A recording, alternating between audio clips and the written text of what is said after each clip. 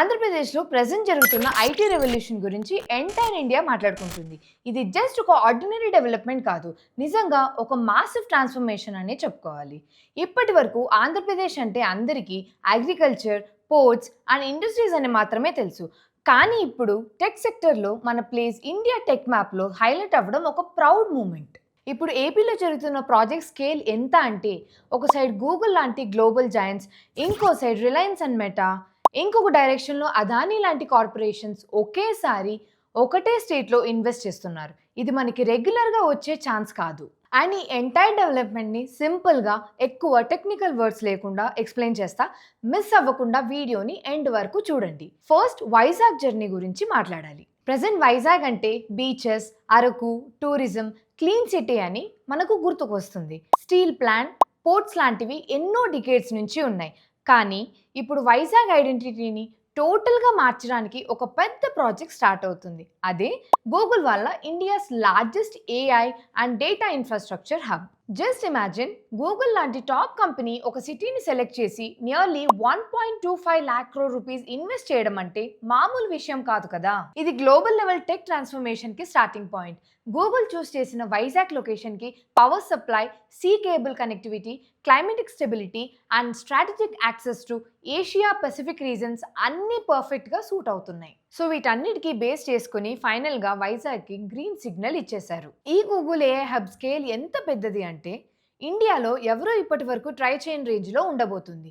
బేసిక్గా ఇది ఒక ఫిజికల్ బిల్డింగ్ కాదు, ఫ్యూచర్లో ఎంటైర్ డిజిటల్ వరల్డ్కి ఒక బ్రెయిన్ సెంటర్ లాగా వర్క్ చేస్తుంది. Cloud operations, global traffic routing, AI algorithms run చేయడం, hyper scale data management, sea landing కేబుల్స్తో గ్లోబల్ ఇంటర్నెట్ బ్యాక్బోన్ కనెక్షన్, ఇవన్నీ ఒకటే క్యాంపస్ నుంచి హ్యాండిల్ చేయాలి అంటే ఇన్ఫ్రాస్ట్రక్చర్ అన్బిలీవబుల్గా స్ట్రాంగ్గా ఉండాలి.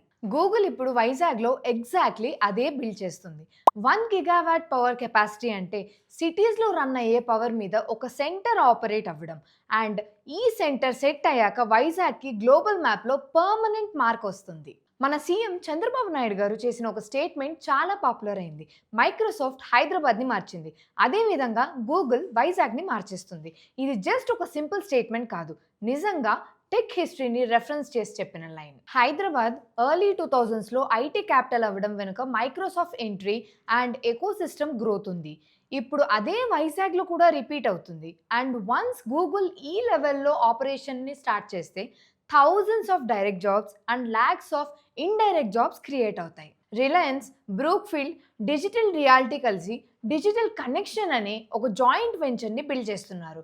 ఈ ప్రాజెక్ట్ ఏపీ టెక్ చాప్టర్లో నెక్స్ట్ మెగా స్టెప్. వాళ్ళ total plan worth 98,000 crore investments, అది కూడా 2030 లోపు. చాలామంది డేటా సెంటర్ అంటే ఒక బిల్డింగ్ అని అనుకుంటారు, కానీ గ్లోబల్ లెవెల్ డేటా సెంటర్స్ అంటే ఎంటైర్ సిటీ అంత కాంప్లెక్సిటీ ఉంటుంది. Climate control, fibre backbones, server halls, green energy, power distribution, ప్రతి సిస్టమ్ ఎక్స్ట్రీమ్లీ హైటెక్. ఇప్పుడు ఈ ఎంటైర్ ఇన్ఫ్రాస్ట్రక్చర్ వైజాగ్లో రెడీ అవ్వడానికి ప్రాసెస్లో ఉంది. ఇప్పుడు టోటల్ నెంబర్స్ మాట్లాడితే వెయిట్ అర్థమవుతుంది.